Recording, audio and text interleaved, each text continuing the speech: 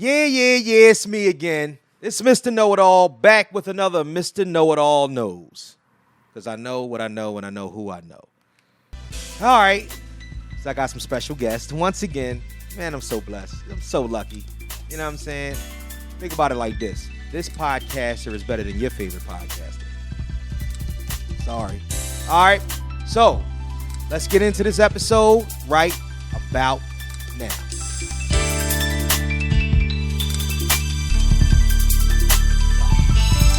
I'm like the sound that the wind makes when the doors open. The answer is anybody focused on poetry in motion. Motion, like poetry in motion. Motion. I'm like LeBron from the baseline when the score's smoking. The savior, is anybody hoping the poetry in motion? Motion, like poetry in motion. Motion. But yo, so I'm here today with two special guests. We actually waiting on the third, but don't worry about that right now. Mind your business. They here. You know what I'm saying? My guys from Phenomenal Pictures. I want them to introduce themselves. All right? So first, to my closest left is Donnell, Regusters. I am the producer and co-director of Phenomenal Pictures' first film, One Gun. Don't worry about that. Don't worry about that. I like that. Yeah. I like that. You know what I'm saying? I like that.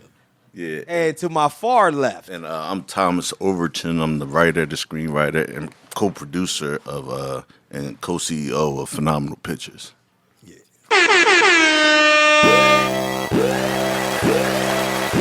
So you told me, so you said, but it's T.O. for short, though. Yes. I like that. I like that. You an Eagles fan? No. All right, so let's I'm like a groupie fan. He's not a detractor, though, so that's why we still love him. got you. So you go with the winning hand. Yeah. All right, but I ain't really mad at that. So because we winning right now, we them. So Right. you know what I mean, you can It is. honorary, you know what not, you know what I'm saying. He's not a Cowboys fan. He's okay. That's Right. fine. Yeah, as long as you're not one of those. You know what I mean? Yeah. So you can start. Whoever wants to answer first can answer first. But let's just get into it. I want to start with you guys' origins. Where were you born and raised? Good, then. Who want to go first? Born in Southwest, Uh-huh. raised in the county in Yaden. You know? Okay. So it was like a Southwest County boy. Okay, Southwest Philadelphia. Mm-hmm. Yeah. Okay. Yeah, I was born in Springfield. The hospital I was born in is no longer there, but I was born in Springfield. I raised some in Southwest, but mostly in Darby, in Darby, PA, in the county. Okay. What schools y'all go to? I went to high school. I went to Penwood, and then I graduated, and I went to University of Maryland, and went on to, that's when I got my bachelor's degree, and I went to American University for film. Oh, wow. Okay. Wow. Okay. Cool.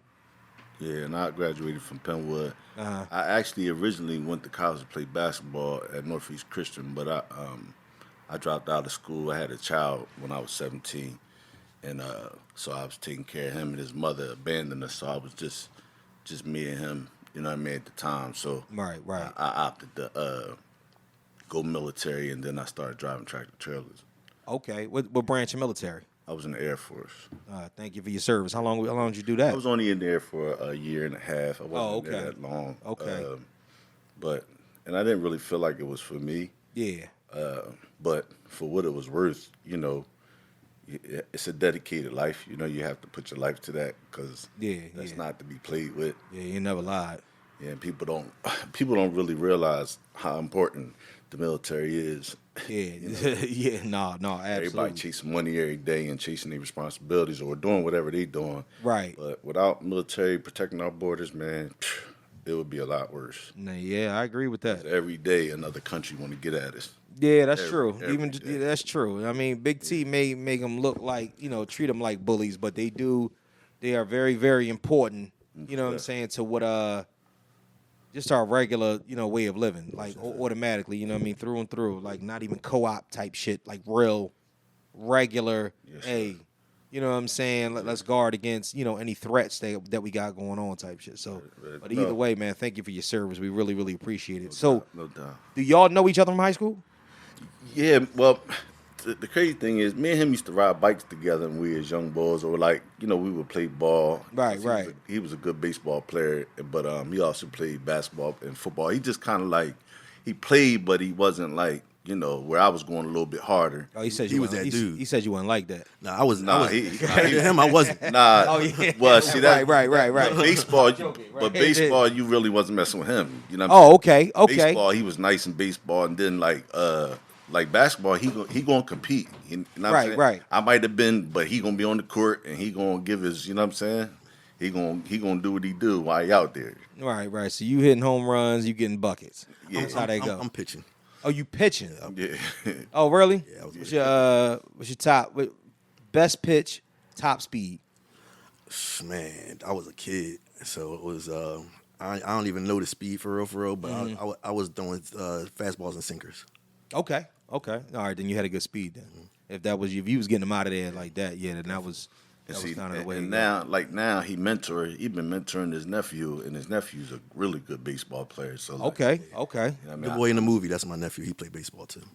Which one? The kid towards the end? Yeah. Oh. That's Neff. It all Go R-line, shouting you out. it all comes together. So to kind of fill everybody in and whatnot, one of the reasons why we're talking to these guys today is that they got a movie that's on Tubi called One Gun.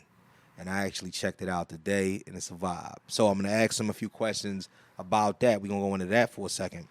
Who came up with the idea for One Gun? Well, I was locked up from 03 to 05, and before that, I was a college student at Drexel University. So Okay. while I was in Drexel, one of my professors had told me that he liked my writing. He just said, "Man, you see all these kids, they come to class every day. Parents pay for their tuition." He said, "I see you coming here. You look like you working hard every day." He said, "But then you come in here and write these stellar papers.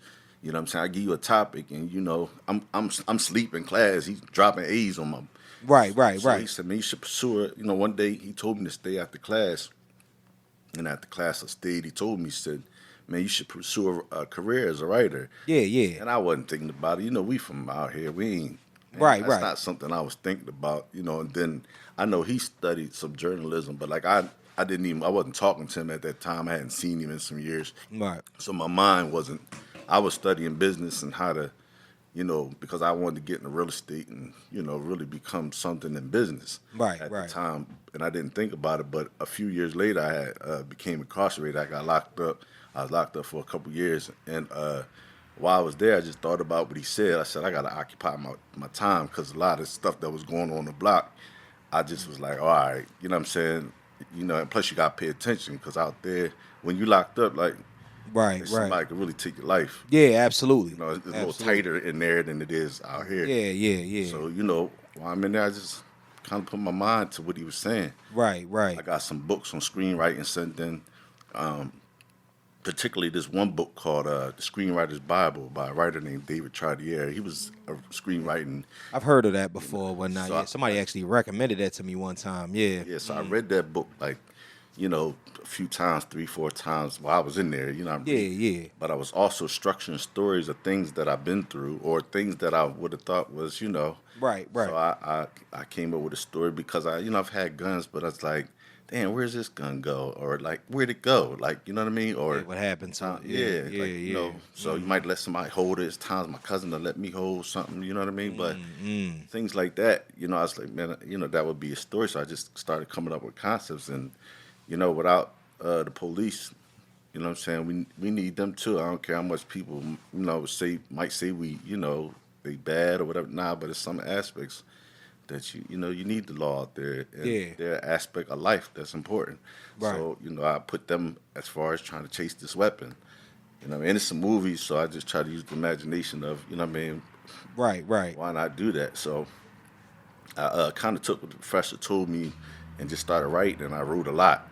You know what I mean? So by the time I got done, when I got out of jail after a couple of years, I had about 4 screenplays. I had 4 to 6 screenplays written. Right. And I had 32 titles and a bunch of summaries.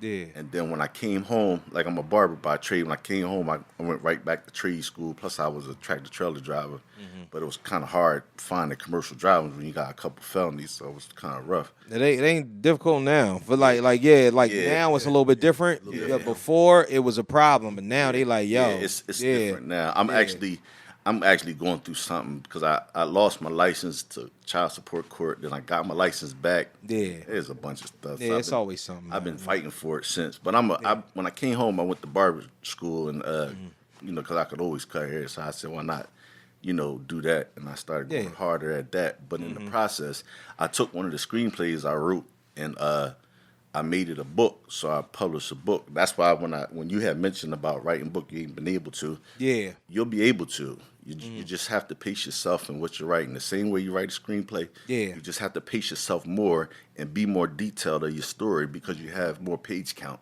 Okay, I see what you're saying. Yeah, because a screenplay is 90 to 120 pages. Right. Where a book, you can go, like a Harry Potter book, you can write 1,000 pages. Exactly. You know what I'm saying? Yeah. Your story, the one thing about a book is just, you're writing them. It's kind of with a screenplay, but it's more page count to read and reread and write and read and reread and write, and that's a process that sometimes you might know, but to get it done, you have to do that. Yeah, and then absolutely. you pick up a second eye with your editor. Right. You pick up an editor and have them read, because a lot of them are, especially if they're, people are editors, but if they're versed in the college style, the college manual, Chicago manual, right? Like as far as English language and grammar and all that stuff, that helps an editor become better at the trade of understanding how when you're writing a book, that everything adds up. You don't have a bunch of misspelled words, because that's one thing that'll ruin a book from being great to being average. Or being, this book sucks. You know what I'm saying? No, absolutely. Hold on to that thought, because that's you dropping some knowledge or whatnot. Because I'll just sit and listen. You know what I mean, the entire time and whatnot. But I want to get back to you know what I mean. Definitely to kind of keep things circulated around one gun. Yeah. We definitely gonna talk about what you're talking about. Though. I ain't gonna give a shit if it's on camera or off camera. Right. We definitely gonna talk about that. So you got the script, right? Right. So you approach Donnell, right? So and your other partner. Well, what happened was, how does it work? How does y'all do that to start putting things together to say we're actually going to do this feature film? So when I was locked up, my god brother came on the block. I was working on the block, cleaning, sweeping and mopping the floor and waxing the floor. Right. My god brother was on the block. Yo, this, that, and the other. So during that time that he came on the block, we started talking. Right. Because he actually came to the block I was housed on too. So me and him started talking. God rest his soul, he since passed away. But my god brother, William Bagley, he told me that I got somebody on the street. When you get back, I want to introduce you, because he walked in my cell and seen all these papers. I had all this writing and stuff. Right. So he was like, "Damn, you writing this?" So he read one of the stories and he was like, "Yo, I got somebody for you." Right. So when I got home, he said, "Man, call me." Mm-hmm. So when I eventually got home, I seen him in the street. She's like, "Yo," he said, "You still writing? You still got your work?" I was like, "Yes." He said, "Well, come to the crib," to one of our cordial friends. "Come to the crib. We're gonna come over her house." Mecca Bay. Mecca Star. Star, yeah. Yeah. So Okay. she she was like, "Well, yeah, y'all come over, this, that, and the other." So we all over the house, and he was like, "Yeah, well, this is my man." I said, "This boy right here." I said, "Man, this is my." I just ain't seen him. Right. Me and him used to ride bikes together, like we knew each other. So it was, it was all love. Mm-hmm. And we got to talking, and then he just was like, "Yeah, man, just send me the story." And he was telling me what he had done up until that point. Plus, he was working on DVDs and stuff. Okay. And sometimes he would pull me out, like, you know what I mean? Like, "Yo, cuz, come with me." You know what I mean? And like, we'd be in front of Gil, we'd be in front of different rappers. Right. You know what I'm saying? And I'd be behind the cameras, but the whole time, this is what he was doing, just during the DVD era. You know what I'm saying? He had all kinds of stuff going on, where as far as like, the battle stuff, when people was battling and all that, or just spitting in front of cameras, all that. He was filming all that stuff because he was trying to put his, his DVD together, which he did. Yeah, right. So because he was doing that, he was a director. Plus, I known him so long, so we just started, trying to make something happen. Then when he read the story, he was like, "Yo, like, you know what I'm saying, we gotta make it work." Yeah. Yeah. Then we started writing more stories, so. Oh, okay. So it was like, That was the y'all beginning of our whole. exactly. So y'all kind of planning on, the way that you want to move after, the completion of one situation to the next. Right. And we had the shop. The thing that was different is like when we originally were writing, the business has changed, right? Okay. It's Okay. like, over the last 15 years, the business has really changed, right? Right. We were looking at first like, all right, we need to get an actor. We need to get somebody. We need to find somebody because we were shopping the script. Like I wanted to direct it, but at the same time, like if we could just get somebody to pick this up, if I can't direct it, as long as we're moving, I'm good. Yeah. So that's what we're doing. We had our guy Bill Proctor. He worked out at Sony. Okay. So he was shopping the script. Yeah, so Bill had seen that I had a book published, because I published a book first. Right. When I came home, I got with an independent publisher, and I changed one of the scripts in the back of the barbershop. I wrote the book version of it. Right, So right. I remember I said you can get more page yup, counts, so I just absolutely. started, during my free time, that's what I was doing. So Okay. I published the book, and the book was up. Bill's like, yo, you got a book. Bill is somebody I've known since we was young boys. Okay. But he was a little older. When he graduated from high school, he graduated from Penwood. He went to L.A. And he started. I think he started working for Sony Pictures or somebody in his Bill's sister. I can talk about this. Bill's sister used to be married to Ernest Dickerson. All right, Ernest Dickerson is Spike Lee's director of photography, the man that made Juice. Yeah, that the name sounds familiar. Right, Like right. Ernest Dickerson is the guy. Right. Okay. And so when they were together, and Ernest was going out to L.A., his sister said, "Take my brother with you." You know what I mean? So right. at this point, Bill's working on all of Ernest films. You know what I mean? Working with Ice-T, working with everybody like that. Yeah. So while he's out there, he eventually goes from that, and then he's working on the Sony lot now. You know what I mean? Working on a lot of stuff from the TV shows to other films. Right. So we've known each other for a while. We send him the script. Between me and Bill, we start doing editing. Okay. Right? We're editing the script, and doing things and changing things for updates, because when he wrote it now, it's a new time, right? So we kind of do that thing, right? Yeah. So we're doing that and making adjustments and stuff like that. And so it's I wrote the rough draft in 2004. By the time we started talking to Bill, it was like maybe 2011. Okay. Plus, I was working in a barbershop behind Jamal Hill. Jamal Hill was making movies at the time. Well, he was trying to get the funding, him and Charlie Mack. So we'd be in the barbershop. Yeah. And when he got his first big check out, we was all in the barbershop. Right. Latifah had cut a check for him to do Brotherly Love. Okay. So we was all sitting in there. Right. And I remember we was all cutting, and he just turned the clippers off. And he said, "Man, they sent the money." Oh, you know what I'm saying? So we all looking at his email like, "Hey, man," but me and him, It sounds like the man's version of the Players Club scene. The one that, there's money upstairs, girl. Like just shut it down.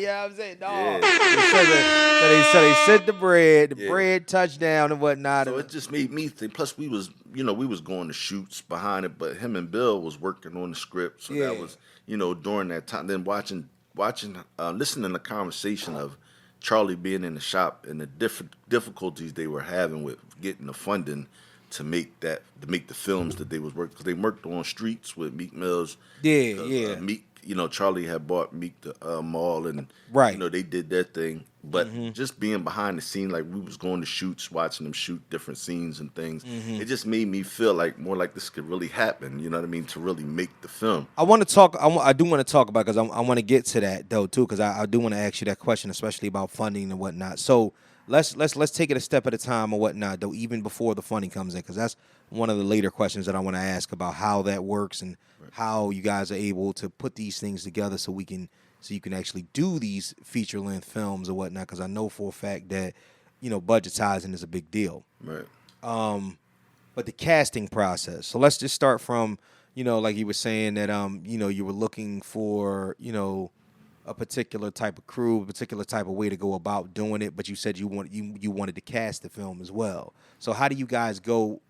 How do you reach out as far as casting goes? Even if you're kind of starting off, the budget is being molded, you got this idea, for a fact that you want to shoot it, and you're going to have the ability to shoot it, but you're still working on the budgeting, still working on everything, but you're casting. How does that work? It's basically, we have been working on this for a while. Yeah. Two of the first actors to read it were two of our main actors, Brian Anthony Wilson and Christopher Mann is the first actor to read it. Okay. He's our detective. Right. So, shout out to him, man. Did a great job. Yeah, thank you. absolutely. He definitely did. Yeah, He yeah. was he's a lot of glue that held everything together. So, with them reading it and liking it at first, that also was something that gave us, some more to go on and keep going through the process, right? Right. So, a lot of the casting and stuff, and it's like this. It took a long time for us to get to where we needed to get, and I had amassed a lot of relationships. You know what I mean? Working here and being here in Philadelphia and wherever. And it's like working with actors and other people that work in production. So by the time the executive producer, Ice, was like, I'm ready to make it, because he hit Tommy back up and was like, yo, I want to do this. So they had caught up to each other, and Tommy's like, well, I got to get Donnell. And then we all came together and we formed our company, Phenomenal Pictures. And then we went on from there. So the casting that you're talking about was like a lot of the casting are like handpicked people. You know what I mean? That we had worked with, a lot of them. And then other people, some people got casted because we were like, we need to fill in spots and that kind of thing. Okay. You know what I mean? So it's like Right, I always knew Chris and Brian were going to be in the movie. I always knew Chris was going to be the detective. I wasn't sure where Brian was going to be at, and I was like, ooh, Brian's going to be the teacher. That's going to work well because I need him to be with my nephew and guide that scene very well. Right, You know what I mean? right, I need right. somebody that can, with the voice and authority to hold that scene down, and that's what I think he did very well. So Okay. yeah. Okay, cool. Sorry. So now that we got a gist of that, I was going to move on to the way that you submit the movie in order to get it, across this worldwide platform, Tubi. But let's talk about, I want to jump back to the budgeting for a second, because I'm intrigued by this, because I want to know, how does that work when you start now? You handpicking these people. You got to get venues. You're trying to figure out sound stages. You guys did a lot of guerrilla type shooting. You also did a lot of on like scenes. I'm very familiar with the city, born and raised. I saw a lot of Southwest. I saw a lot of West Philly. I saw a lot of areas in the city. I saw, just a lot of things, a lot of places that I've been to before. Right. And I'm looking like even some of the blocks were very familiar or whatnot. When it comes down to, when you say to yourself, okay, the budget is what the budget is, or do you look at did you look at the screenplay itself and say, all right, we need to place it here, we need to do it here, we need to shoot it here, so this is what the budget is for this is what the budget is for that. How do you guys come up with this as a whole? Well, that's breaking down the script. That's the first thing that has to be done, what you just said right there. Okay. That's where the budget comes from. But the one thing, no budget without breaking down the script. Okay. Sorry, D. The one thing that when when I met Ice, Yeah. the one thing that Ice, when we first sat down, my man Nard introduced me to Ice. I was locked up with Nard. Me and Nard maintained a relationship. When he came home 5 years after I was released, you know what I'm saying, he was seeing what, me being, what I wanted to do. Right. And Ice, Ice wanted to do it. Ice was part of Non-Brigade. He was coming off tour and he was tired of making music. He still loved to make music, but he wanted to make movies. Right. So he needed a writer. And then I got D, so it's like, we put it together. Right. And when Ice said, when he shot out a number, D said how much. Ice said how much we need to make this happen. D shot out a number, and I said, oh, there ain't nothing. He said, whatever you need, you gonna have. Now, me and him chased this for 20 years for somebody to tell, literally, 20 years for somebody to tell us, yo, whatever you need, you gonna have. But to be able to do that, to say whatever you need, as far as locations, that's back to what as far as locations, people, because some people that were designated for roles throughout that time died. Oh, like my man Grizz died. You know what I'm saying? He was supposed to be a part of, what we were doing. Right. But instead, we pick up Sonny Black. Hey man, I take any portion of Non-Brigade. Right. But you know what I'm saying? Right. So you were saying Blast was your favorite guy too, so that's cool. Yeah. That was Sonny. You did your thing, brother. Shout out Sonny. You know what I'm saying? No, shout out to him. Yeah, because before you actually showed up, I was talking to Donnell about I wanted. I ain't gonna hold you. I like he's my favorite character in the film. I really would like to see not only his backstory, but kind of how what happens afterward. Right. You know what I'm saying? Yeah. Like a sort of like an expansion on his story in itself or whatnot, to see exactly. We working on it. Yeah, to see where that leads next, because he it's funny because he pops up now. Like I said, I'm not giving any. I'm not. Listen, no spoiler alerts or whatnot. But I'm just saying, look. So he shows up about 15 minutes into the movie. You know what I mean? So this is after like some really, really, you know what I mean? Shit, it's y'all movie, y'all know. So, you know what I'm saying? Right. So when he pops up, I'm like, oh, okay. And then I kind of see things begin to shift a little bit more towards him. And I'm like, well, that's odd. I'm like, I thought the other two guys was, and then I start to see, without giving anything away, I'm starting to understand exactly what's happening in the film. But his character, all in all, and shout out to who was Miss Thickness? Erica. Erica Cup. Yeah. Shout out Erica. Shout out Erica. Yeah, she's got a few things on her belt. Yeah, actually, but me and her are writing right now. We're working on a series called Wifed Up. Okay. And, so that's something that we plan on shooting, and we're actually just doing the talks and building the script now. So, right. Yeah, but you're gonna see her in front of the camera because we got her written in. We're gonna put her in there. Yeah, no, that was But she's a great comedian. She's actually she's a comedian. Yeah, wow, she's hilarious. Okay.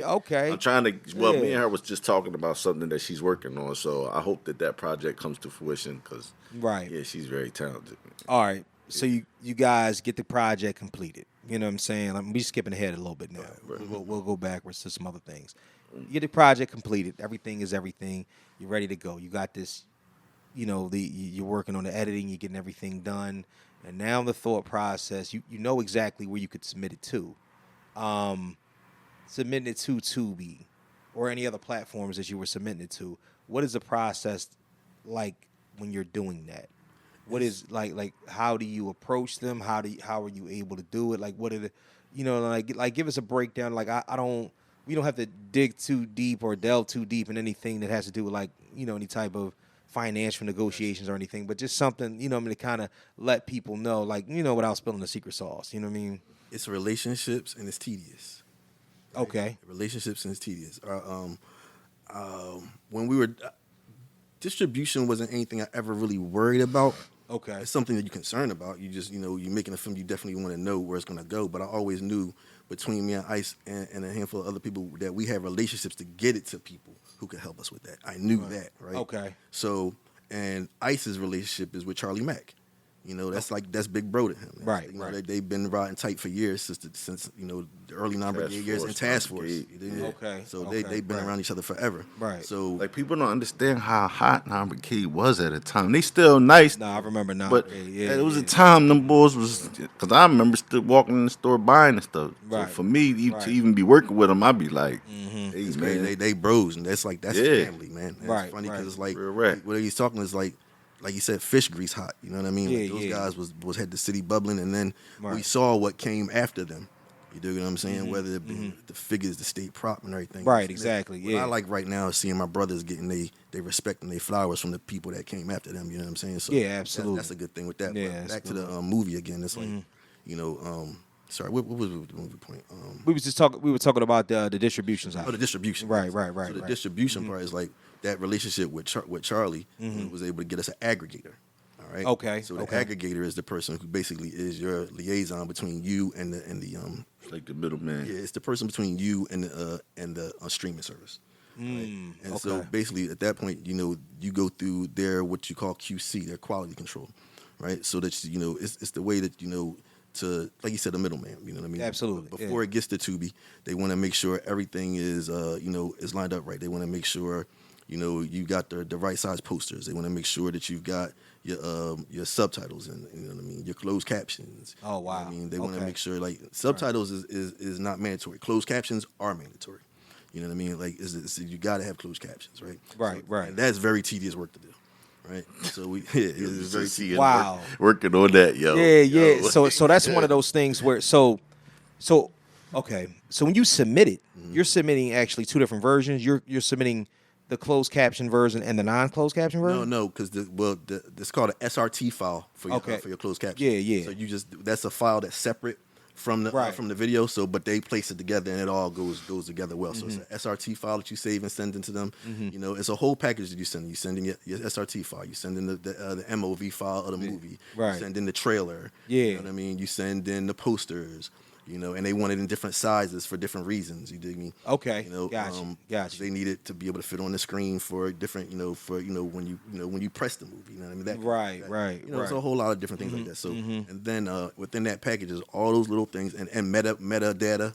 You need to put that kind of stuff in there. You need to put in metadata. Metadata is like data that's in the film. I guess for like I'm not even gonna sit here and act like I knew what to do with it. It's basically like words and different things that you're gonna use. I guess when it's coming up in the okay, kind of like hashtags and stuff like that. Okay, like, got you. So when you're looking for it, it's gonna come up because this isn't it. Those kind of things. Right. So it's a lot of little things that went into it. It was a really good learning process. Yeah. Because it's like, all right, that was the part of movie making that I was oblivious to, was distribution. It's something I had never, been part of. I had been in production of different things and pre-production of stuff before our film, but I never dealt with distribution before. So it was a good learning process, and so now we're gonna, keep moving on with that. So I was different. I like that. Let's talk permits. Yeah. I mean, you don't need no stinking permits. I'm about to say you do, but you don't. So that's what. All right. So that's what I wanted to know. I mean, we talking about shooting in Philadelphia. I mean, honestly, I remember there was a time where this was a hot spot because it was very, very, and we're talking about times when early 2000s, early 2010s, where everybody was coming out here. People were doing movies that were based in New York, but they were shooting in Philly. Yeah. You know what I mean? Because of the simple fact that it was so much easier to get a little permit, to get a little, like you can get an office, you can come down here, you can get, a group of people, you could block a block off for 6 hours at a time or whatnot. And I mean, honestly, I think people just love Philadelphia. I mean, they still, like to come out here and shoot. Mm-hmm. But you guys got some crazy ass footage, like from some of the aerial drops. I was talking to you about some of the drone shit. Jeez, Derek Lau, the it's incredible. photography. Derek Lau, the director of photography, and George Winchell, the man on lighting Mark for Brooks. everything. Yeah. You know what I mean, but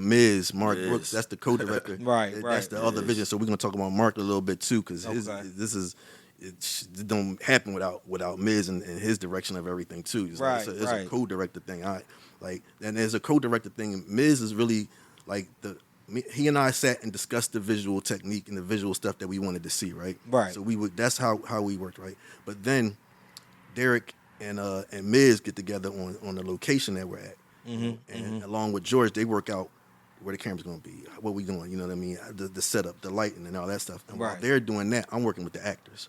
Right? So that's kind of basically how you can do a two-director film, right? So one guy, and Miz ended up working with actors too when he's coming to do blocking and setting people up, that stuff. But I'm working with them on their lines, preparing and that kind of thing. And beforehand, we would definitely always go over what we saw visually, because the funny thing about it is like Ice introduced me and Miz together, right?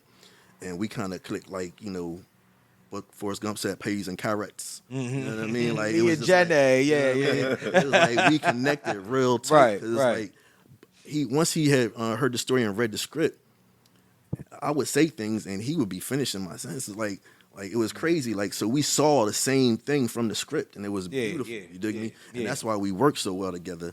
And why the film was, it came out the way it did, man. And Ice, like he said, Ice made sure as the executive producer that we had everything we needed. Yeah. You know what I mean? So, as the producer now, the job of the producer, as they say, is to put out fires. Something goes wrong, because you make a movie. Yeah. Right? But when you're making a movie, something's going to go wrong. It's just nothing's going to go right. So that's how. So what you call it? Because we got. I started mentioning about the shots, but I do want to check back him about the permits. Okay, permits. Yeah. Let me get in that right. Yeah. Well, so now, I was going to say when he said about Ice, and when I say everything, right, everything. That's sometimes when you talk to Ice, you might think that you're feeling, and you let him talk, and you be like, it makes you feel like, damn, I forgot that part, right? Or I wasn't thinking about that. Yeah, definitely. Because sometimes his mind, sometimes the way he thinks is more here, like more broad, to where it's like, I see the bigger picture, right? You know what I'm saying? And a lot of things, like he wants to do it right.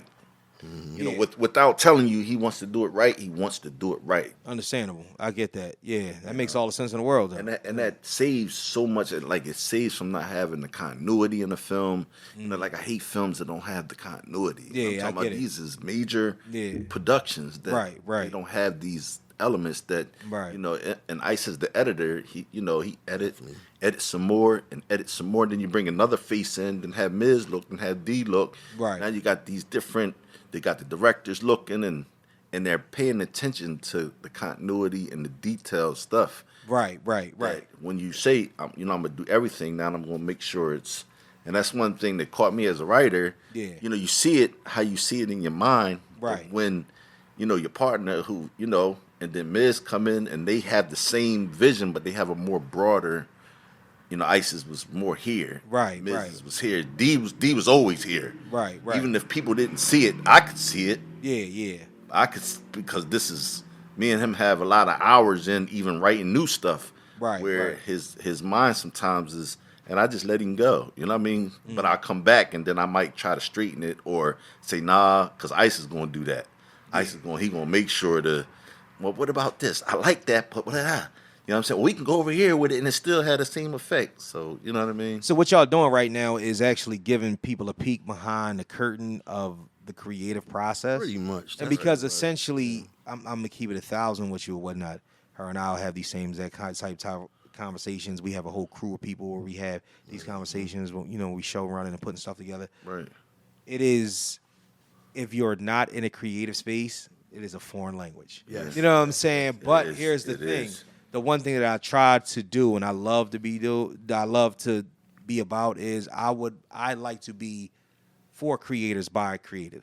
Right. You know what I mean? Like I'm one of those people. So I'm like if I'm speaking a language that you can't understand and it's for entertainment purposes, it might not be for you. Right. But some people are looking to learn. Right. You know what I'm saying? So therefore, let's get it out on the table. Let me take you back to the permits now. Yeah, right? yeah, 'Cause yeah. That's where we was at. Right, exactly. Because the permits will give you a story of one of my favorite scenes. All right? And one of my favorite days on the film was when we were shooting on 69th Street. Okay, All right. right. And it's a Lou's pawn shop. Yes, yeah. So how that worked is I just went in to go speak to Mr. Lou. Right. It was not Mr. Lou. It was, that's the name of the shop. That was his father's name, I believe. But either way, I said, I like to shoot here for the scene that we have and da-da-da. But before he did that, we got somebody said, hell no, you ain't shooting here. I don't want to shoot. That's the process. So you go, you get denied, then you find somewhere else. You know what I mean? This ain't nothing. Keep on. You You got to keep plugging. Really nothing. Okay, I like it. Yeah. I don't really care. You know what Yeah, I'm saying? You right. don't want to do it. Thank you very much. We on to the next place. Keep it pushing. Right. Yeah. Honestly, the place that we went to was better. Was better. Again, there we go. Right. So we're in there, and at that point now too, we're going to be shooting on that block, like literally on 69th Street. 69th, Like right, the tower is Tower Theater is like 3-4 stores down, right? Right. That's like a dream for a county boy. What? So now I gotta right. Now I gotta deal with that. It's like, all right, we got everybody coming. I gotta make sure I get parking places for everybody. Yeah, Right? yeah. So everybody can park around there. So I get parking permits for everybody. And then I have to go and get some police involved. You know what I mean? Because we're gonna need to block off the street. Right. So I made a good relationship with a sergeant in the police department at Upper Darby. Good solid guy. Right, right. And he made sure he got me some of his best guys out there to come and do what we needed to do. So it was like we're literally like shooting from outside. Supportive. Upper Darby was definitely supportive. Shout out to the Upper Darby Police Department. Yeah. We were shooting the scene when they're speeding out of the pawn shop and everything. Yeah. When the car pulls off, right? So at that point, we got to block the street. Yeah. Right? Nothing can come out, right? And the police are blocking the street for us. The 108 is there. They blocking the 108, bro. I'm feeling like we really doing something. Yeah. You know what I'm saying? They blocking the 108. We done blocked Scepter. You know what I'm talking about? You block something. Yeah, you doing something. You doing blocking something. something. Yeah. Yep. So check the crazy thing is, the other crazy thing about that scene is, it's a dude that's in the movie. We don't know this man from a can of paint. You know what I mean? But he got off the 108 that was, and he was like, y'all out here shooting a movie? Right. He was like, can I be in it? And I was like, I said, you want to be an extra, bro? Yeah. You know what I mean? And he says, yeah, man, so you're going to have to be here for a little bit. Man, I ain't got nothing to do. You know what I mean? Right, and he's an extra in the movie. Right, You know what I'm right, saying? right. It was crazy Yeah, like that. And yeah. people going by and just being like, you know what I mean? It's real cool like to have that kind of stuff. And there's like another scene where we're just like, it was scenes where I had to we had most of our locations locked down. You know what I mean? For the most part. And then Miz helped get a few locations too. And some of our locations, though, were found like the day of the shoot, literally. Right. You know what I'm saying? I can imagine. That was ill. And the thing about it is, my team's so great because we was able to do that. Yeah. Dig me? We're able to do that to get to the location. We've never been to this location a day in our life. We get there, it's like, all right, boom, all right. First, as soon as we get there, George is like, all right, where we setting up? You know, he want to know because he see where the light's coming in, so we want to see where he got to set up the light. Where we gonna put the camera? You know what I mean? And then boom, we say this, and before you know it, Derek and Miz are getting busy. You know, I'm doing producer stuff. You know what I mean? And waiting for crew to come in. Other cast members to come in, getting them prepared and everything. Right. And we were on a block, one of the blocks we were on in the neighborhood, like, because we were there for like 2 days. And it's like the neighborhood just became part of the movie. Always in Southwest. Yeah, we're in Southwest over there where the dude is all snapping when they walking into the house and everything. What y'all doing? With the corner Be van. in it. Yeah. Right. The kids at. So even with the and this is a particular, even with the I'll call it without giving anything away, I'll call it the morning scene. Right. The MOUR. Yes, yeah, you know what I mean? Yeah, the morning scene. And that scene went so viral, all bro. those were extras there that were That's the block. That's the block. That's the block. That's bro. the block. And I loved every minute of it. Man. Yeah, because when I noticed and whatnot, I seen, man, there was a couple of them, they were trying to give the tour de force performance. I'm like, oh yeah, she killing it right now. You know what I'm saying? She going crazy right now with the screaming and hollering. I said, okay, I love it. I love what was going on, but I can tell that it was a collaborative effort and whatnot that you guys actually you know, you put your foot forward. But it takes a lot to kind of get the community involved and whatnot because some people are that's where they stay. Yeah. So when you're doing it out there, when they have to, you have to. You got to embrace them though. Embrace, you know what I mean? that was the word I was looking for. You can't go to somebody's hood or somebody's block, exactly, and act like you just somebody special to just come and do something. Like when you get there, you gotta let people know. Like, look, right. I did it for another location. So we had interior places and we had exterior places. Right. So anytime we're outside somewhere, you know, we in the hood. Yeah, so I'm like, bro, just what we doing, you know what I'm saying? Cops gonna be around this day. I'm trying to let you know. Right. Like, no, absolutely. You know what I mean? Like that kind of stuff. So Yeah. This is what it is. Oh, y'all making a movie? Word? All right, cool. Yeah, All right, so just let people know what's going on so we could just, you know, it was a thing where, you know, my line producer, she was like, all right, here, write this letter up and put this letter out, you know, around the community. Let people know, you know, that kind of thing. Because it's about respecting people in their place. Absolutely. You know what I mean? And then the thing is, you get the buy-in from them to want to be part of something. And it feels good that I know, especially when in our place, when I'm in the community, it's like, I got the kids looking like, how many times somebody shot a movie in your block? You know what I'm saying? It's like, exactly. Now they've seen that, and it's like that's important to me. No, absolutely. But shooting in the county is different from shooting in the city as far as the permits. Definitely. Because the permits. Okay. Thank you for bringing that back. Thank you. Me and him. On a Zoom chat, I'm talking about we got the mayor's assistant, we got the police chief's assistant, all these people on the Zoom chat. Oh, and they pulled up grids of the city. Which block y'all want blocked off? This, and this. It costs this much. You got to pay this much per cop. And per every 2 cops, you got to have 1 white shirt. And, you know, we like, wow. And the first day, we had all of that, and it rained, and it was my fault. We wasted some money that day. I got to eat that. But yeah. Right. That's another lesson, though, is about how you prepare.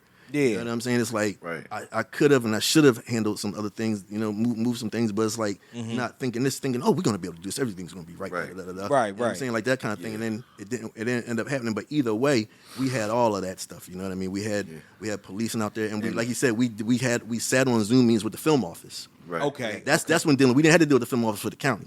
You know, we deal with the film office for the city. Because so wait, the city has a designated film office? Oh, there's a film office in Philadelphia that basically, when you make something, you know, brother, if you're gonna make something and you need to shoot something somewhere, go to the film office. You know, they're gonna be able to tell you what you can get, what you need, and to handle things. And it's like certain things. Look, I ain't gonna lie. Certain things we went guerrilla on. You know what I'm saying? But certain things you need to have permits to do certain things. Right. Like we went guerrilla at 30th Street Station, bro. Wow. You know, we went guerrilla at 30th Street Station, and it was like, all right, bang. We got a cab driver.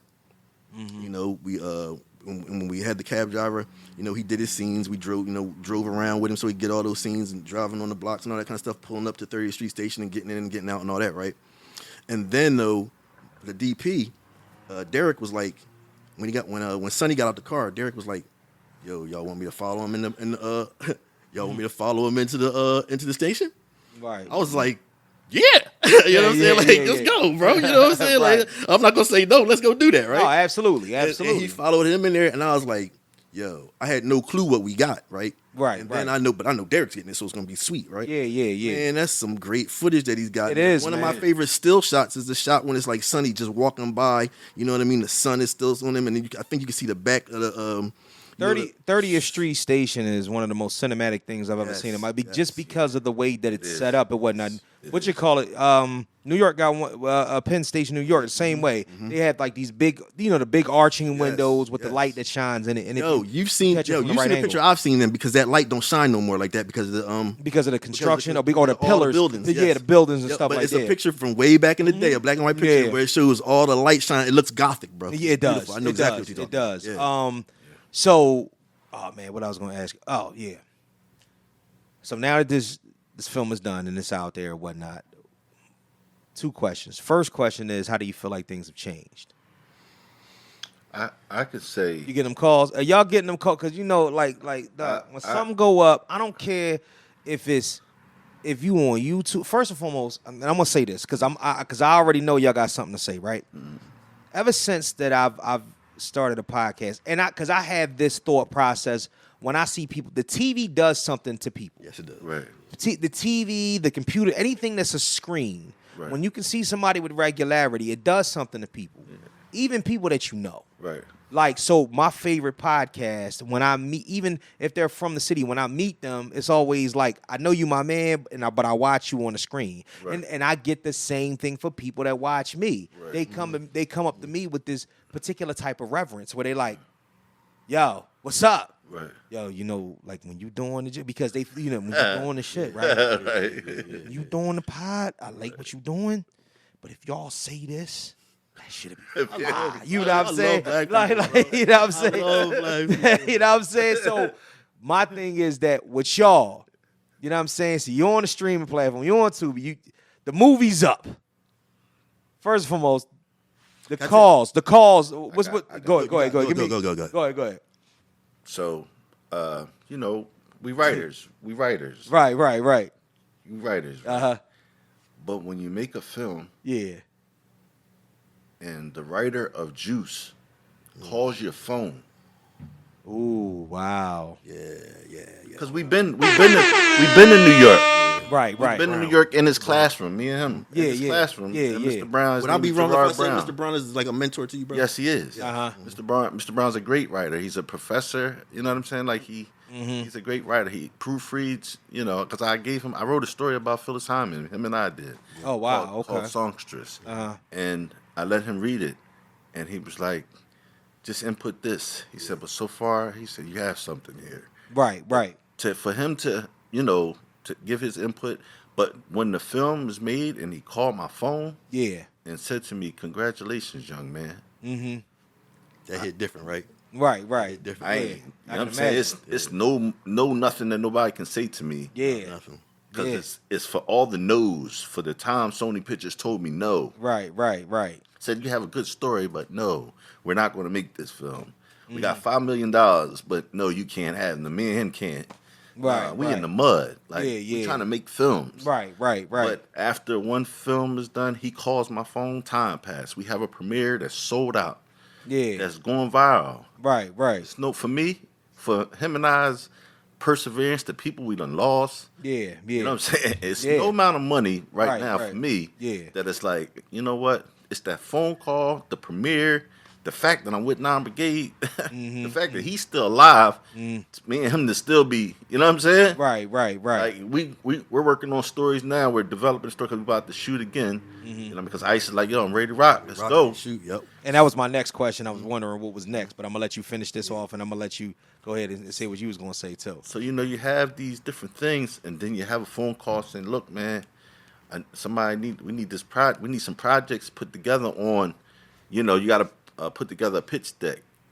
So a presentation on. We can get a bag for. So if you got 10 stories, which I do, Yeah. you got 10 stories, lay them out, and then show what you can do, and then What's the a bigger bag will come because you did one gun." Right. So it's like things like that. Even if it doesn't come to fruition, the fact that somebody's calling you, and the more Ice, we don't care. Ice, I don't care about that. Let's make another film. Right. Make another film. The more you keep doing that, somebody's gonna like, yo, man, what y'all need? come on, man, let's do it. Especially if you can turn it over. Yeah. You can make an M to 100 M's, or you can make 100,000 to 100 M's, or Billy. Come on, man, why not? For me, I didn't really have. You got them calls sometimes where people hit you up like, oh, you know, them little silly things. Yeah. But for me, honestly, the closest thing I can have to that of like really is good is like, I love going out and like talking to people about the movie. People that I like, the response I get from people who don't know me. Right. People who are different. That's what's been really getting me recently, in a good way. It's like people who don't know me. You've never met me a day in your life. Right. You know, what I get from my family and my close friends is love, and that's beautiful. I love it. I appreciate that. You know, people telling me, you know, I'm proud of you because, you know, you did this and you held on. You did, you know, that always makes me feel good, right? But when I see people and I'm going out handing them the flyer for the movie, and like, because I like to, when I hand you the flyer to talk, I want to, you know, can I talk to you about this movie? You know, to discuss it with you a little bit, tell you a little bit about it, you know, that kind of thing to engage you, Right. You know. And at first when I was doing that, I wouldn't say that I produced and directed. They thinking maybe I'm just promoting it, right? And then I found, all right, when I'm talking, you got to say you're producing and you directed because they respond to you different. Right. They look at you, your people look at you like, bro, you did it. I'm proud of you. I'm talking about people, black people, men, women, whoever. It don't matter. And where I'm at, bro, these people tell me they proud of me because they know what it takes to do things to a degree. You know, they don't know the business and everything. They know to complete something like that. You know what I mean? It's something big, right? Yeah. And so it's like when I get that from people that have never, I mean, it's literally the first thing out their mouth, bro. Oh, man, congratulations. I'm proud of you. Like, A lot of people start things and don't complete. Yes. You have to complete. It's like people that graduate from school, or when you start out, like you had an idea to create a podcast and you did it. Right. Some people don't. You know what I mean? People don't do that. They don't. Yeah. They talk. I want to go do this. I want to come on, dog. Like, we ain't in that position. Right. Life will be over someday. Yeah. You got to keep. You know what I'm saying? You got to keep trying shit to. or get off the pot, yo. Yeah. Pretty much. That's Pretty important. much. That's that's a hell of a message. Yeah. That's a hell of a message because I think a lot of people kind of they find themselves in a land of obscurity because they don't know how to take the next steps. Right. Or they always Or they're afraid. Afraid. Right. Exactly. And they're in a holding pattern of planning. Right. You ever see somebody that's always getting ready to do some shit? Oh, I hate that. You know what I'm I feel saying? like that myself sometimes. Yeah, I gotta get out that. Yeah, I gotta definitely. get out of that. I can say I hate it, and I can't say that I haven't been part of it and done it. So Yeah, I'm not, yeah, that's no. not a judgment But thing. you have It's like, to in order to kind of recognize you have to have experience. Sure, Right. sure. You know what I mean? And like I think that's kind of a big deal, especially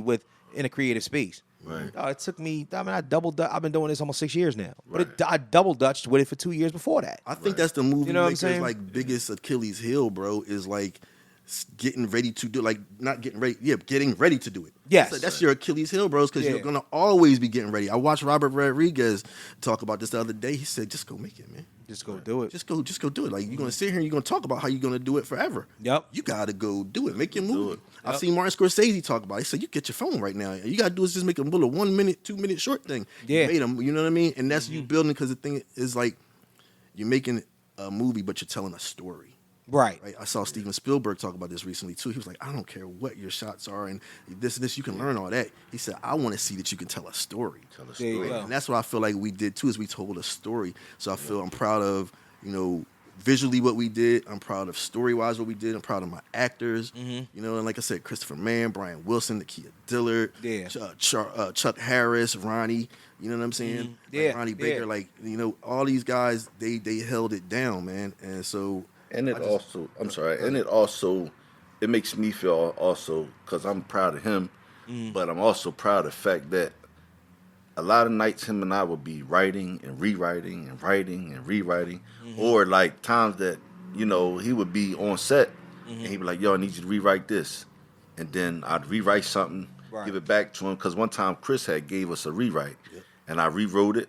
I input what he said, you know what I'm saying? I get it right back to him. Right. And he's It's like, a breathing document. A script is a living, breathing document. And until it's set out those actors' voices, it can be changed. So that's another something I'm gonna ask Yes. too. How close did the final product come to what you guys jotted down? Well, Like when you envision it in your brain as opposed to what you watch on the screen. what's adapted from a book? You know, So it's going to be different for him. It's going to be different for him. It's Right. going to be different for me, I think. Okay. Am I wrong? the story from what's visual. Yeah. the story is still the same because it's adapted from a book. Okay. And it's adapted from Murder with a Deadly Weapon. It's on Amazon. Murder with Deadly Weapon, the name of the book. Yes. Right. And that should be on the film, but we just missed that part, and we're going to change that. Okay. That eventually get changed, but you know, but that's where the story came from, was within the book, and then we brought it out of that, and then you know, through process, somebody was like, I don't know, you know, offered a suggestion of calling it One Gun. Okay. So that's how it became that, Okay. and then you know, and then visually, you know, that's him and Miz and Ice, and you know, we talked about some things, and I just didn't want to veer from the story, and they didn't really veer from the story. Okay. It's just that visually they had their own ideas, and then Visually budget-wise. is what I thought it was going to be. Is what you thought it was going to be. And Okay. he- It surpassed my. and he it surpassed me. and he proved it to me, and then other people have said it to me that make me, you know, feel like I was validated. Is like I'm like I told Miz and we all said, this is like Law and Order, bro. We need to shoot this like it's a detective film. Yeah. I mean, like, and it's like Law and Order, you know, handheld shots and good camera movement. The camera should always be moving. You dig what I'm saying? Like that. Yeah. Things, you dig me? And so, you know, that's how it was executed. And I'll be damned if people haven't said that to me, or if that when I look at it, that's what I see. You know what I mean? Right. Because Right. my team is the shit. And I from like the sound of that. from writing it and still seeing myself in a prison cell to seeing it the first time I seen Right. visual, I just remember a tear came to my eye. Right, Because right. of not just, you know, when you come from out of jail and you don't commit to recidivism, you stay on the street, Mm-hmm. you know what I'm saying, through the process, and then you watch this dream come to fruition that you chased so long for. To see it, I just remember Ice walking up to me and opening his hand, shaking my hand, because he seen me, Right. but he couldn't feel the struggle that I went through, that he went through to Right. get there. Right. He wasn't there, but he got to the tail part of the struggle, and he kind of fixed all the, Yeah. you know, all the times me and him being up at night, the years passing, Sony pictures telling us no. Right. You know, Right. people telling us, we can't die. Yeah. But then to get it, and like I said at the premiere, the people, even my daughter's in the film. Right. And she remember when she was a little girl when I wrote it. She's a grown woman now. But Yeah. like, you know, she even said to me, Dad, I don't want to be part. I said, there ain't going to be no trash movie. She said, I don't want to be a part of no trash movie. I'm like, it ain't going to be trash. Right. So I said, just come on and let's. And now she's like the first scene they see. Yeah. You know, in His the daughter's pawn the shop. one in the pawn shop. She's the one that. That's your daughter. Yeah, that's my oldest daughter. Yeah. Did a great job. And she's dude. dancing now. That's And she's my a little. professional That's dancer. she's Oh, a professional okay, dancer. okay, You seen her okay. on Saturday Night Live, Yeah. dancing with Lizzo, and we just seen her the other day dancing with Ludacris and At the All-Star JD. game. That's my little Right. baby 1, 2, 3. Right. Yeah, I'm talking about. So, explain to me. Okay, so you guys have a thought of now that you've completed your first feature film, you have an idea, and you're writing, and you guys are getting ready to continue the process and move on to bigger and better things. Stuff.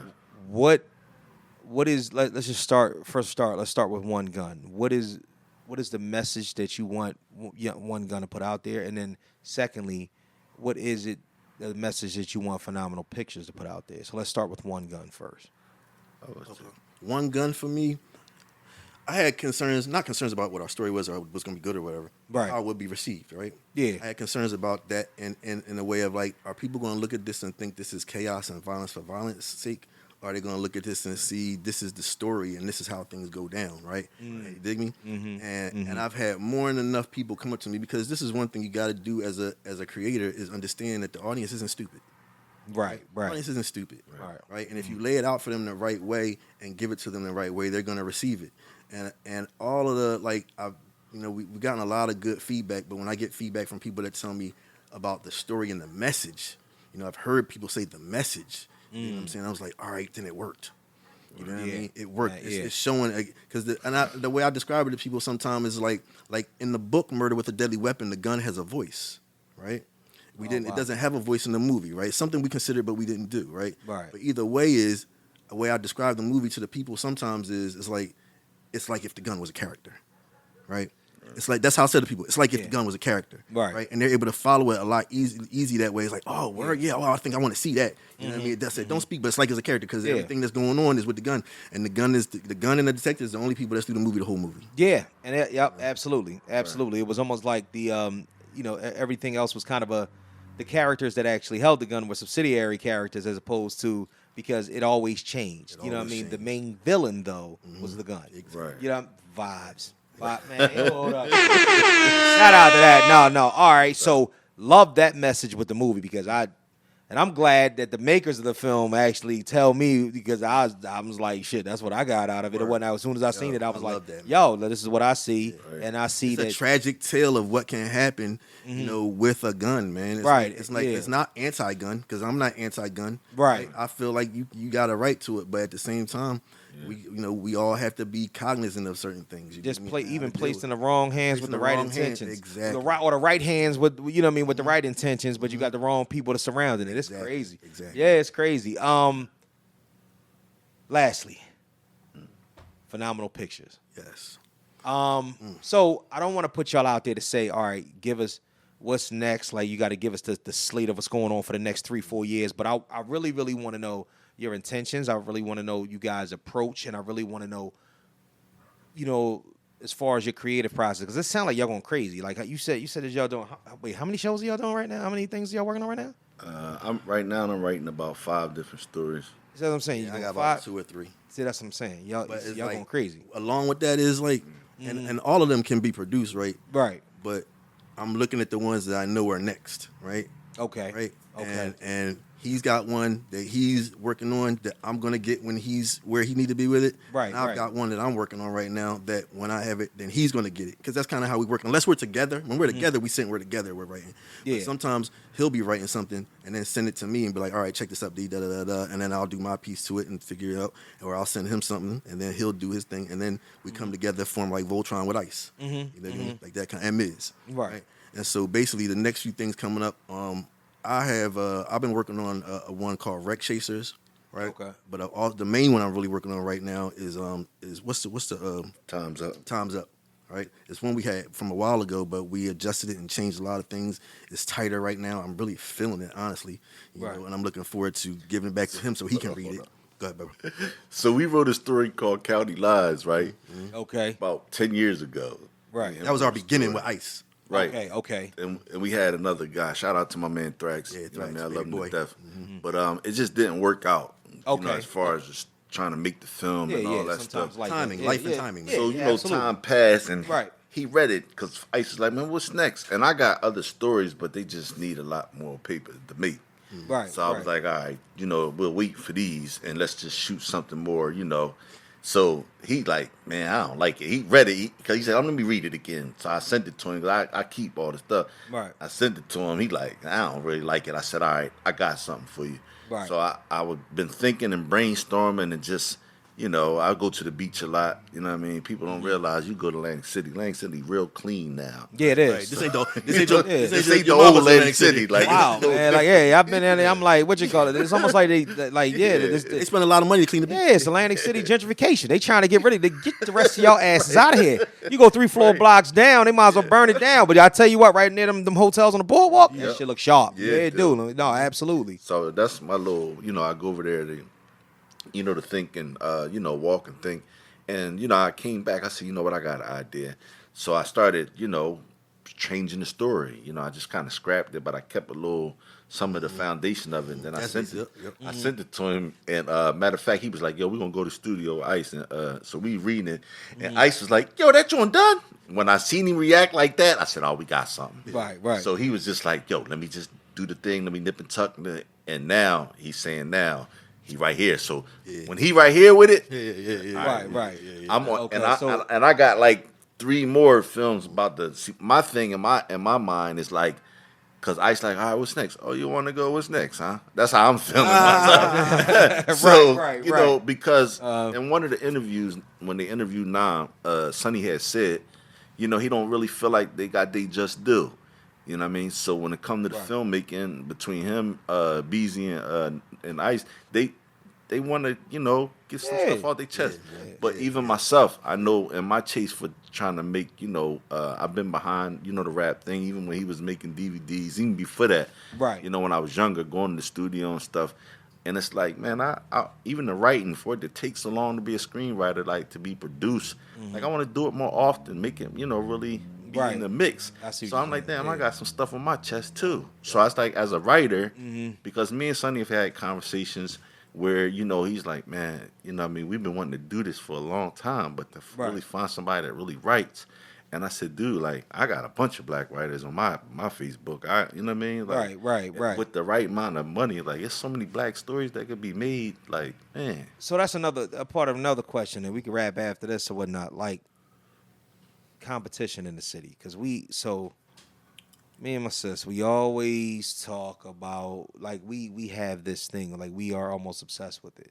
The thought process of trying to make this whole Philly support the Philly thing a reality. I'll give you this real quick. Especially in these creative spaces. Right. You know what I'm saying? Here's what we got, right? I've been building relationships for a very long time, right? Yeah. A very long time. And it's to the point that I was feeling like that's when it took so long for us to get what it did. You know, you feel some kind of way about why it takes so long. Right. One thing I was able to learn really about the process was like, bro, it took you time because you had to build relationships. Yeah. You know what I'm saying? Like, these things take time for people to trust you and that you can pick up the phone and call somebody and they say whatever you want. Yeah. That wasn't just you made that relationship yesterday. Right. You know what I'm saying? No, so those relationships take time and everything. And with that being said, it's like, I feel like I don't look at any other filmmaker as competition ever. You know what I'm saying? Because we're not competing. You know what I'm saying? I want your film to do well too. Yeah, you know what I'm saying? So it's like my guy Face Money, he's producing and doing stuff. You know, that's bro. You know what I'm saying? Yeah. My guy Black De Niro is producing. You know, Black De Niro is knocking stuff out on a regular basis. You know what I'm saying? And I've been with Black when he was rapping. You know, Black's one of my guys when I was doing the DVD stuff. So me and him been riding tight. And anybody that I see that's making a movie, Derek Hammond. And Derek Hammond, thank you for Derek. That's our guy too. Derek is our guy too. 100% Derek, because Derek ain't done nothing. Like, I'm reciprocal with this thing, man. Right. When you show me love, and I'm always going to show love unless you don't. There you go. You know what I'm saying? Like There's no reason for me not. People say this all the time, like, you got to earn respect. You don't got to earn respect. You got to earn trust. Okay. I'm going to give you respect. Right. Until you give me a reason not to respect you. Okay. You know what I'm saying? Understood. I don't have to earn respect. You dig me? Right. And it's some film directors that I want to work with, but a lot of times, like, if I don't have the bread, if I had the right amount of bread, I would step to all of them. Like Chop Mosley, very talented. Right. You got Derek Hammond. You know what I mean? You got a lot of directors that's in the city that man, you can work with these dudes and get some stuff, you know, popping. Even the boy that's what's the boy that's real big from the city? Like De Niro? No. He been making movies for a minute. He did. Did he direct Belly? What's the boy? That's Hype Williams made Belly. Hype Williams. Oh, you talking about bro that made I know you talking about Charles Stone III. No, not him. You talking about Charles Stone. Who else bigger than Charles Stone? Lil X. What's the director boy? Light skin boy. What do you make? What do you make? No, not the same. We know Jimmy cool too, but what's the? What you know? What you think of a movie? Damn, man. You know, if you think of a movie, I'm remember. Right. I can't. You said Hype Williams made. Yeah, Hype Williams. Yeah, Hype Williams did Belly. Damn, I think his name begin with it. Oh, you talking about Benny Boone? Yeah. Benny Boone. Yeah. Okay, like yeah. Benny Boone. He's another talented director. Benny Boone is Temple. You know what I'm saying? Right. You got different directors that's around us. You know what I mean? Yeah. No, and I got stories because, like, even with Derek, like, with the right situation, I'm ready to give Derek the script we have called Dr. Philadelphia. Sure. Like, I've been wanting him to direct that forever. But it's like, me and him talked about it. We sat with Derek, you know what I mean? Yeah. Because, like, he's a great director, D is, but he always said to me, I don't want to direct everything. I want to produce more. I want to direct, you know, certain things I want to direct, right? But certain things where I'm like, all right, let's sit down and find somebody that's got the vision. Like, I got a guy down in D.C., my bro, Marcus McCoy, he's down there in D.C., right? And he writes. I worked with him on his first film, so I know his stuff. And I'm like, all right, bro, we need a script. So either I get it and I direct it, or for real, I know you can do it. Right. You know what I'm saying? So you could come direct it, and we just put it together. Whether we shoot it in D.C. or we shoot it in Philly, we're trying to build this is what you're going back to about what's next for Phenomenal Pictures, right? Yeah, right. Absolutely. What's next for Phenomenal Pictures is growing and building, right? We're looking for more talent. You know, we're looking for more writers. We're looking for more stories. We're looking for more actors. We're looking for more directors. You know what I'm saying? Like that kind of thing. Because we want to flourish and grow. And we want to tell stories. Like, I want to tell stories that are outside of Philadelphia, but I really want to shoot here and have a lot of stories that are based in here. And use the actors here. We got here, right? We got nothing from over there. No, we got amazing talent, and not only that, talent. we don't live in cornfields. Like we got plenty buildings. That's we why got I tell people all the time. You know what I mean? Philadelphia as a city, our locations and just the city as a backdrop is another character. Yeah, You know what I'm saying? So absolutely. it's like that's why I love to shoot here too. You could Yeah. be anywhere, and it just looks the look of it because we have old buildings and we have new buildings, and then we have them right next to each other. Yeah, And exactly. Then there's no city in the country with more murals than us. Right. You know what I mean? Exactly. We're a blue collar art city. Yep. That's what Philadelphia is. Yeah, blue absolutely. collar art city, man. That's And true. We're one of the best love it. food districts in the world. Absolutely. I mean, honestly, and you can get basically really anything that you need a shot of, you can get a shot of out here. Basically. And that's kind And of, that's you know what I why- mean, and that's that's what why the they come resource is here. about. Yep. Yeah, absolutely. Yep. So I'm gonna tell you too. Make sure you just build with the film office a little bit. They'll find you things that you might not be able to find, but at the same time, right now, I'm just so guerrilla with everything. When I'm driving around the city, I'm like, oh, jot this down. What block is this? Right, I'm right. doing my own location. No, scouting now. yeah, absolutely. You know what I'm saying? Absolutely. I need this mural in the film. Bang. You know what I mean? Yeah, absolutely. Absolutely. And I just wanted to say, I don't need to cut. No, go ahead. Go I ahead. just wanted to say, shout out to Nakia Dillard and his school, because Aiken X. he helps with the kids, man. And I love it because I have a story that I'm working on called A Gift of Currency, where I want to use his kids to make this film. But it's like, getting through the writing process. Then I got a few stories, before it.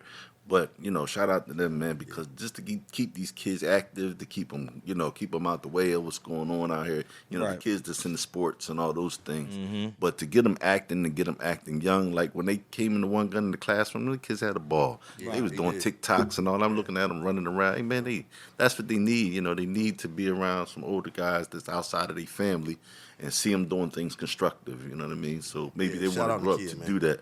Yeah. Yeah, but He that's doing it what's good. up. All our kids came out of him, and I even had my nephew train with him. Okay. Before he got to Right. do his part. Yeah. Yeah, man, y'all killed that. Like, honestly, y'all killed that. That I mean, to be perfectly honest, I don't know too much more that I could ask y'all or whatnot. Y'all have kind of laid the footprint for exactly the way that y'all want to lead things with your company, with your projects, with your creativity. It's just important that something like this, like, I'm really starting to get the hang of this whole interviewing thing. I wasn't an interviewer before. I'm really liking this now because now I'm realizing there are a lot of people out here that are actually doing something of substance and then actually it's not just an idea. See, you know what I mean? Like it's just they say faith without works is dead. Right? So you guys had you guys had the ideas and you had the faith to make something happen and you made it, and now the work is shown. So essentially being able to show it and being able to point people into the right direction and saying that we ain't done yet, this is how we moving and we're looking to expand. This is important, and I think it's really inspirational for the creators out here. Shit, it's inspirational for me. My man. So yeah, man, and I appreciate y'all for coming. Ladies and gentlemen, phenomenal pictures. Yeah. Y'all get an air horn for that. No doubt. That's love. Once again, this is Mr. Know-It-All Knows, and until next time, we will holler at y'all. Right. Peace.